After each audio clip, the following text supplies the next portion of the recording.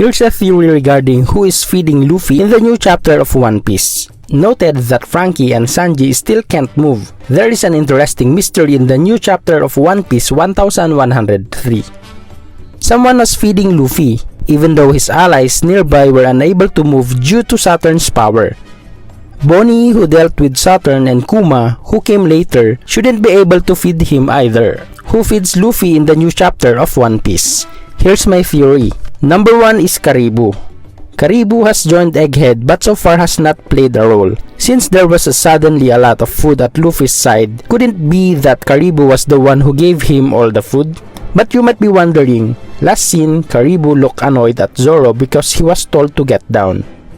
Why is he helping Luffy? Currently, Egghead is surrounded by the Navy. In fact, it is not impossible that the island will be seriously damaged. In conditions like this, I feel Caribou could decide to support Luffy because that's his best chance of survival.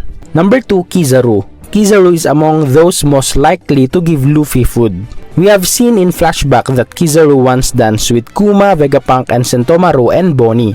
In chapter 1103, when Kizaru was lying down, he said the names Sentomaru and Bonnie in his heart. Did Kizaru finally decide to help those two people? Apart from that, initially Kizaru in chapter 1103 was seen lying down. When Luffy suddenly got a lot of food, Kizaru suddenly sat down.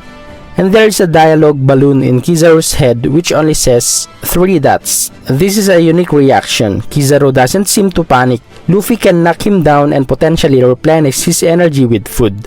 Additionally, see chapter 1089 when Kizaru eats ramen. Then look at the panel in chapter 1103 when Luffy eats. While Saturn asks who is responsible for it and orders Luffy handcuffed with sea stone handcuffs. On the left panel, there is a bowl similar to the one Kizaru used to eat ramen in chapter 1089. But can Kizaru suddenly give Luffy something to eat? Don't forget that Kizaru is a man of light. He could have moved fast enough to do that, without anyone realizing. Number 3, the power of Nika's imagination. When beating Lucy in chapter 1069, Luffy was able to create glasses before he launched the Gum Gum Nodon rocket move. Could it be that the food that suddenly appeared around him in chapter 1103 also appeared because of Nika's power? Previously, Luffy did ask for food. Number 4, Katarina Devon. Katarina Devon is a member of Blackbeard's group who was not seen when Blackbeard fought Law and was also not seen in the Battle of Hachinosu. Therefore, since a ship from Blackbeard's group was seen approaching Egghead, the strong suspicion was that Devon and Lafitte had sneaked there. If Devon manages to get to the fight location, he can disguise himself as a marine and secretly feed Luffy. But why would Devon do that? If Blackbeard's only members who sneak into Egghead were Devon and Lafitte, they would be in danger if the Navy and Saturn caught them. By feeding Luffy and potentially helping Luffy fight again, they can continue carrying out their plan, whatever it is, while Luffy and Saturn's fight will distract people.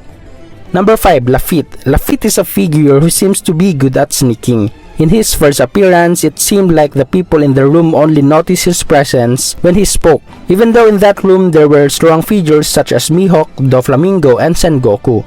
Lafitte is one of those suspected of Egghead. If it was true that he was there, then he could have been the one to feed Luffy.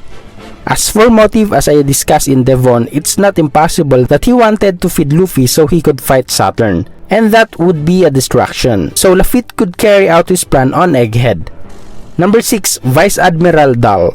Since Luffy allies around him couldn't move due to Saturn's power, except Bonnie and then Kuma, the possibility of giving him food was either Caribou or the Navy. Dal is a character who feels actually good if you look at her previous interactions with Tashigi and Garp. Could she be secretly helping Luffy? This possibility feels more minimal, because Dal hasn't had any meaningful interaction with Luffy. So that's the theory about who is feeding Luffy in the new chapter of One Piece. What's interesting is that Kizaru feels like the most likely of the 6 possibilities. But what do you think? Tell us in the comments column.